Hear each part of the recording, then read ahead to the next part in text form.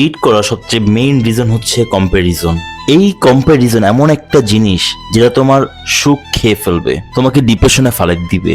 তুমি একটা গাড়ি কিনছো এন্ড তুমি কম্পেয়ার করতেছো যে তোমার প্রতিবেশীর কাছে তোমার থেকে দামি গাড়ি আছে, সো তোমার এক্সিস্টিং যে গাড়িটা ওটার জন্য তুমি হ্যাপি না হয়ে আসলে স্যাড হয়ে যাবা যে কেন আমার কাছে ওর থেকে ভালো নাই। তোমার বউ আছে আর তোমার গার্লফ্রেন্ড আছে, তুমি রাস্তাঘাটে চলার পথে 10টা মেয়েকে চেক আউট করতেছো এন্ড তুমি কম্পেয়ার করতেছো যে ওর চুলটা এমন না কেন, কার্লি না কেন, ওয়েভি না কেন, স্ট্রেট না কেন, চোখ এমন কেন, দাঁত এমন কেন, মুখ ছোট কেন, মুখ বড় কেন, নাক এমন কেন, লম্বা কেন, খাটো কেন।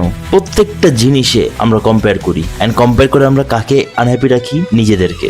এই দুনিয়া কম্পারিজনে কোনো শেষ নাই। প্রত্যেকটা জিনিস থেকে প্রত্যেকটা জিনিস বেটার এন্ড প্রত্যেকটা জিনিস থেকে প্রত্যেকটা জিনিস ওয়ার্স্ট। কম্পিটিশন করা উচিত জাস্ট নিজের সাথে, যে গতকালকে তুমি কি ছিলা, আজকে তুমি কি এবং আগামীকালকে তুমি কি হবা। এন্ড অবশ্যই কম্পিটিশনটা ভালোর দিকে যেতে হবে।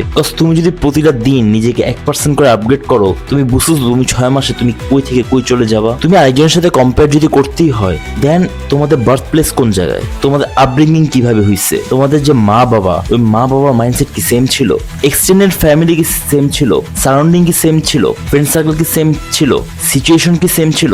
এন্ড সিচুয়েশন বলতে আমি each and every single detail situation বলতেছি, যেখানে সে উষ্ঠা খেয়ে পড়ছো, তুমি উষ্ঠা খেয়ে পড়ছো। প্রত্যেকটা ইমোশন কি সেম ছিল, each and every struggle, each and every second কি সেম ছিল। If the answer is yes and still তুমি ওর থেকে নিচে আসো, দেন হ্যাঁ এখানে কম্পারিজন করা উচিত। আর যদি শুরু থেকে লাস্ট পর্যন্ত প্রত্যেকটা জিনিস আলাদা ওয়েতে যাচ্ছে এন্ড তুমি স্টিল ওর সাথে কম্পেয়ার করতেছো যে ওর আছে তোমার নাই কেন, দেন তুমি একটা সো কম্প্যারিজন আরেকজনের সাথে না করে নিজের সাথে করো, নিজেকে আপগ্রেড করো এভরি ডে।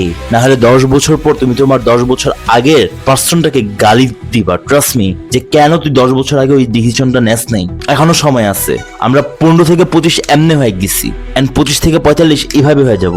সময় কোন দিক দিয়ে পার হচ্ছে তুমি বুঝতেছো না, বিকজ তুমি স্ক্রোলিং এ পড়ে আসো। নিজের লাইফকে একটা মিনিং দাও। Thank you.